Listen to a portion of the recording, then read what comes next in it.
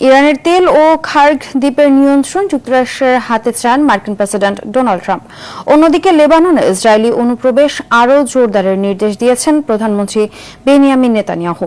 এর মধ্যে ইসরায়েল ও যুক্তরাষ্ট্রের যৌথ হামলায় ইরানের তাবরিজের পেট্রোকেমিক্যাল প্লান্ট ক্ষতিগ্রস্ত হয়েছে এবং তেহরানে বিদ্যুৎ বিপর্যয় দেখা দিয়েছে। ট্রাম্প ফিনান্সিয়াল টাইমসকে দেওয়া এক সাক্ষাৎকারে এমন বিস্ফোরক মন্তব্য করেন তিনি। এ সময় ভেনেজুয়েলার তেল নিয়ন্ত্রণের উদাহরণ টেনে ট্রাম্প খোলাখুলিভাবে বলেন, ইরানের জ্বালানি তেল ও খার্গ দ্বীপের রপ্তানি কেন্দ্রের নিয়ন্ত্রণ চায় ওয়াশিংটন।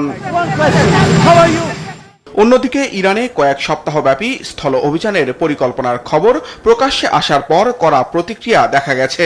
রবিবার দেশব্যাপী ট্রাম্প বিরোধী নো কিংস বিক্ষোভের পর এবার তার বিরুদ্ধে সোচ্চার হয়েছেন খোদ ট্রাম্পের দলীয় আইন প্রণেতা জেমস ল্যাংফোর্ড। এদিকে ইসরায়েল ও যুক্তরাষ্ট্রের যৌথ হামলায় ইরানের তাবরিজের পেট্রোকেমিক্যাল প্ল্যান্টে ব্যাপক ক্ষয়ক্ষতি হয়েছে। সেই সঙ্গে তেহরানে দেখা দিয়েছে বিদ্যুৎ বিপর্যয়। পাল্টা জবাবে ইসরায়েলের শিল্পাঞ্চলে হামলা চালিয়েছে ইরান, যা বিষাক্ত রাসায়নিক ছড়িয়ে পড়ার আতঙ্ক সৃষ্টি করেছে। এরই মধ্যে লেবাননে ইসরায়েলি অনুপ্রবেশ আরও জোরদারের নির্দেশ দিয়েছেন প্রধানমন্ত্রী বেনিয়ামিন নেতানিয়াহু। ইয়েমেনের হুথি বিদ্রোহীদের ড্রোন হামলাও প্রতিহতের দাবি করেছে তেল আবিব। লেবাননে জাতিসংঘের একটি শান্তিরক্ষা ঘাঁটিতে ইসরায়েলের হামলায় নিহত হয়েছেন এক শান্তিরক্ষী। আরেকদিকে কুয়েতের একটি বিদ্যুৎ কেন্দ্রে ইরানি হামলায় এক ভারতীয় শ্রমিকের মৃত্যু হয়েছে।